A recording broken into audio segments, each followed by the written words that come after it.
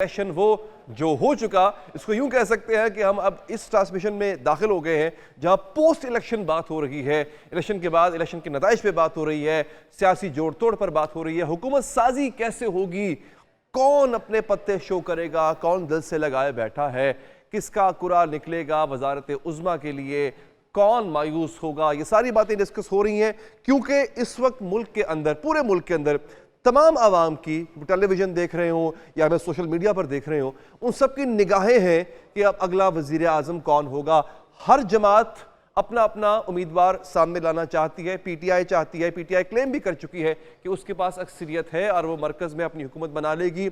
Numbers को देखते हुए मुश्किल नज़र आता है, मगर उनका यह दावा है, मुस्लिम लीग नून और पीपल्स पार्टी, इनके कायदीन आपस में मुलाकात कर रहे हैं, इनका भी दावा है कि मरकज़ में वो हुकूमत बना लेंगे। तो आज जो हमारे साथ एक्सपर्ट्स मौजूद हैं उनसे मैं आपका तारुफ करवाता हूँ, फिर यहाँ से हम गुफ्तगू को आगे बढ़ाएंगे। जनाब अजहर जावेद साहब, आपका बहुत शुक्रिया, आपने हमारे लिए, ना सिर्फ हमारे लिए वक्त निकाला, all the way from London आप यहाँ पर आए और हम आपके उस नॉलेज से जो आपको यहाँ पर मिल रहा है और जो लंदन से आप लेके आए हैं उससे मुस्तफीद होते रहेंगे। Batool Rajput, the energetic, the dynamic, बहुत बहुत शुक्रिया बतूल, आपने वक्त निकाला। और हमारे सीनियर साहब जनाब सलमान आबिद साहब, सर आपका भी बहुत बहुत शुक्रिया। अजहर जावेद साहब, आप जब भी दफ्तर आ रहे हो तो रास्ते में मॉडल टाउन पड़ता है और ऐसा बहुत मुश्किल से होता है कि आप मॉडल टाउन का चक्कर लगा के ना आए। बतौर सहाफ़ी आप ये बेहतरीन काम करते हैं कि जहाँ पे इस वक्त हुकूमत साजी की महफिलें सज रही हैं और वहाँ पे जो डिस्कशंस हो रही हैं, आप उस जगह से अच्छी तरह वाकिफ़ हैं। तो सर ये बताइएगा, मुलाकात जो अभी हुई है, एक तो एलामिया जारी हुआ, वो तो सबने सुना, आप भी उसके बारे में बात करेंगे। एक है इनसाइड पल्स जी, क्या मूड लग रहा है? नवाज शरीफ साहब, आप ही ने कहा था इसी ट्रांसमिशन में बैठ के कि नवाज शरीफ साहब को बहुत कुछ देना पड़ेगा। अब नवाज शरीफ साहब क्या कुछ देने के लिए तैयार है पीपल्स पार्टी को? सबसे पहले तो नवाज शरीफ साहब की अपनी ज़ात की कुर्बानी, क्योंकि जो वजारत उज़्मा की दौड़ है उसमें से जो मेरी मालूमात हैं, नवाज शरीफ साहब आउट, शहबाज शरीफ साहब इन। क्योंकि जो मुज़ाकरात चल रहे हैं पीपल्स पार्टी के साथ वो बड़े गंभीर मुज़ाकरात हैं, कोई आसान मुज़ाकरात नहीं। ठीक है। इस मुज़ाकरात को लेके पीपल्स पार्टी के अंदर भी दो धड़े हैं। एक धड़ा मुस्लिम लीग नून से बात ना करने का हामी है, उनके साथ हुकूमत ना बनाने का, और वो अगर वो आप मुकम्मल कर लीजिएगा, वो हुकूमत भी नहीं बनाना चाहता है। वो हुकूमत बनाना तो चाहता है, लेकिन वो मुस्लिम लीग नून से अवॉइड करना चाहता है। चलिए। और उस धड़े की क़यादत मोहतरम बिलावल भुट्टो ज़रदारी साहब कर रहे हैं। ये उनकी तकारीर नहीं, आप बैकग्राउंड देखें, उनकी तकारीर अगर आप देखें, पूरी इलेक्शन कंपेन ही उन्होंने एंटी नून लीग चलाई है। सही, बिल्कुल ठीक है। वो अपने जलसों में जिस तरह उन्होंने निशाना बनाया नवाज शरीफ साहब की ज़ात को, और इवन एक ट्वीट करके उन्होंने डिलीट भी की, वो उनके जो सख्त रवैया है उसकी अक्कासी करता है। सही। और एक लिहाज से जो वो धड़ा है, सख्त गिर धड़ा है, वो ये समझता है कि जो नया वोटर है, जो कि अभी इलेक्शन में भी आपने देखा कि उसने अपने निकल के बाहर उन्होंने वोट भी डाला, प्रो इंडिपेंडेंट, जो प्रो पीटीआई इंडिपेंडेंट कैंडिडेट्स थे उनको, तो वो धड़ा ये चाहता है कि हमें नई तर्ज की सियासत करनी चाहिए। और उस धड़े की एक बड़ी सपोर्ट है पीपल्स पार्टी में। और वो एक नए विजन के साथ, एक नए सियासी नारे के साथ आना चाहते हैं। उन्होंने ये भी चुनो नई सोच को, उनका जो नया नारा भी था, बिल्कुल सही। अच्छा, फिर जो दूसरा धड़ा है वो कहाँ तक पहुंचा है? देखिए, दूसरा धड़ा जो है वो बहुत हावी है। वो क्योंकि जरदारी सब पे भारी, जरदारी सब पे भारी, और अपने बेटे पे भी भारी है फिलहाल। मुफाहमत का बादशाह भी कहा जाता है उन्हें। और जरदारी साहब हमेशा से पावर शेयरिंग पर यकीन रखते हैं। जो लोग उनको जानते हैं, उन्होंने हमेशा पावर शेयरिंग, कुछ ले कुछ दे के असूल पे उन्होंने हमेशा बांटी है। ठीक है। और इस मरतबा भी, क्योंकि वो ये समझते हैं कि पाकिस्तान मुश्किल हालात में है, पाकिस्तान को हमें इस मुश्किल हालात से निकालना है।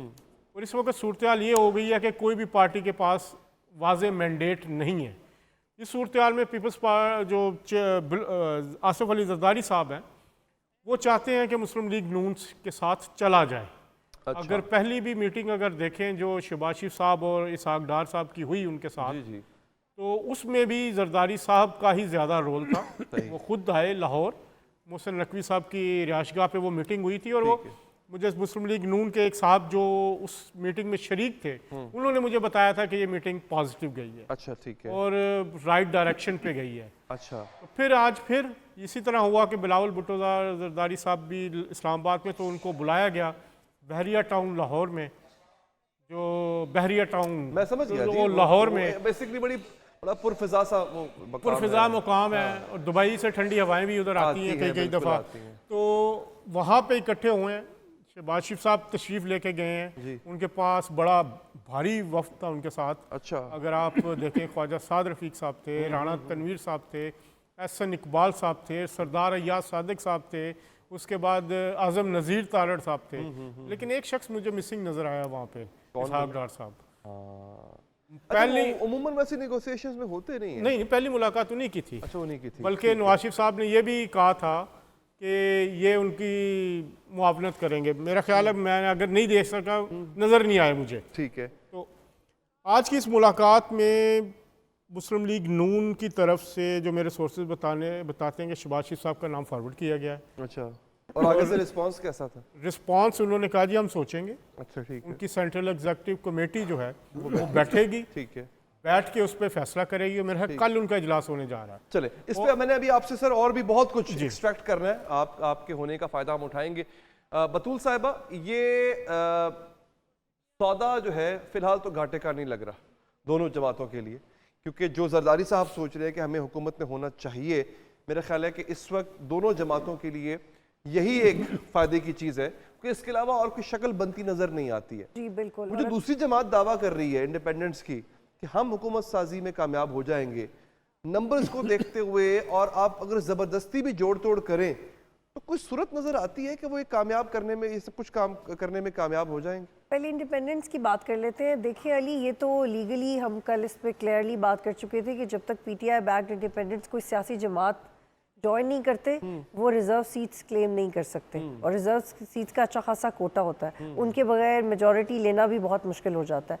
तो पहली बात तो क्या पीटीआई चाहेगी कि वो अपना नाम और निशान, जिस पे वो बहुत ज़्यादा सख्त लड़ाई कर चुके हैं, उसको ख़त्म करके किसी और पार्टी के नाम से जाए? ये तो उनका डिसीजन है, वो डिसीजन लेंगे तो उससे बात हो सकती है।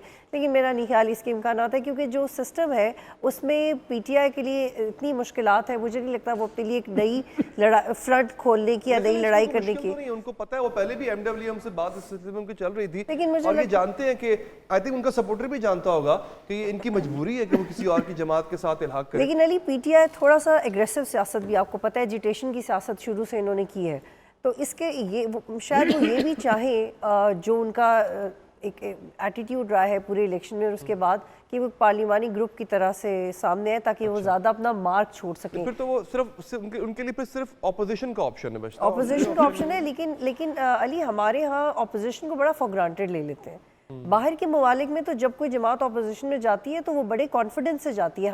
हमारे यहाँ ये कॉन्सेप्ट है कि जी कोई ऑपोजिशन में है और इक़्तिदार में नहीं है तो उनके हाथ में कुछ नहीं। हालांकि ऑपोजिशन चाहे तो लेजिस्लेचर में बहुत अच्छा कंट्रीब्यूट कर सकती है, वो बजट के बाद मिनी बजट ला सकते हैं, शेडो बजट ला सकते हैं। ये तो ऑपोजिशन के एटीट्यूड पे डिपेंड करता है। तो मुझे लगता है पीटीआई को सूट ये करता है कि वो पार्लिमानी ग्रुप की तरह बिहेव करे, और ताकि उन्हें अपनी लाइंस और डिसिप्लिन पे कॉम्प्रोमाइज़ ना करना पड़े, जो वो ऑलरेडी सेट कर चुके हैं रिसेंटली। उसी का वोट पड़ा है उनको। बिल्कुल एग्जैक्टली, मेरा नहीं ख्याल they would like to let it go, क्योंकि बड़ा उन्हें मुश्किल से वो चीज़ मिली है। दूसरा, आप ये कह रहे हैं कि पावर शेयरिंग फार्मूला में, देखिए पीएमएल और पाकिस्तान पीपल्स पार्टी की तो पोजीशन ही ऐसी कि एक दूसरे के बगैर कोई बड़ा डिसीजन ले नहीं सकते। लेकिन जो एक क्रेडिबिलिटी डैमेज हुई है पीएमएलएन की, पीपल्स पार्टी की नहीं हुई अली। पीपल्स पार्टी ने अपने इलेक्टेबल्स पे ही प्ले किया, अपना वोट बैंक मेंटेन किया है, और पीएमएलएन का अब उनको अपनी परसेप्शन की फाइट भी लड़नी है, उन्हें अपने वोटर्स को भी मुतमईन करना है, उनको इत्तेहादी भी चाहिए। तो वो बैकफुट पे है when it comes to table talks. अब रिसेंटली मेरी भी किसी से बात हुई है, तो पाकिस्तान, इनफैक्ट इसके बारे में लिखा भी गया है कि पाकिस्तान पीपल्स पार्टी बिलावल को प्राइम मिनिस्टर के तौर पे पिच करने में ज़्यादा इंटरेस्टेड है, और वो कॉन्फिडेंस के साथ कर रहे हैं, और इस दफ़ा कोई बोलियां नहीं लगेंगी, हर बंदा अपने अपने मैंडेट पे प्ले कर रहा है। एंड अनफॉर्चुनेटली पीएमएलएन के पास कोई ख़ास मैंडेट आया नहीं है, बल्कि एक रिपोर्ट के मुताबिक तो ये भी है कि पीएमएलएन के अंदर भी रिफ्ट है कि जो सीएम बनाना है, अगर हमारा सीएम नहीं बनता, पीएम नहीं बनता सेंटर में, तो मरियम को सीएम नहीं बनाना। इट इज वन ऑफ, आपको पता नहीं है कि बनाना। नहीं बनाना, तो ये पल्ले भी क्या आएगा उनके, ये अगर भी ऊपर भी कुछ ना हो नीचे भी कुछ ना शहबाज हो शरीफ को, शहबाज शरीफ को। शहबाज शरीफ साहब क्योंकि को उनके अंदर भी तो एक चल। डिवीजन है जिसको वो मानते नहीं है, लेकिन मुझे लगता है कि पीएम की स्लॉट के लिए रीजनेबल शहबाज शरीफ साहब ही रहेंगे, but PPP is more into Bilawal.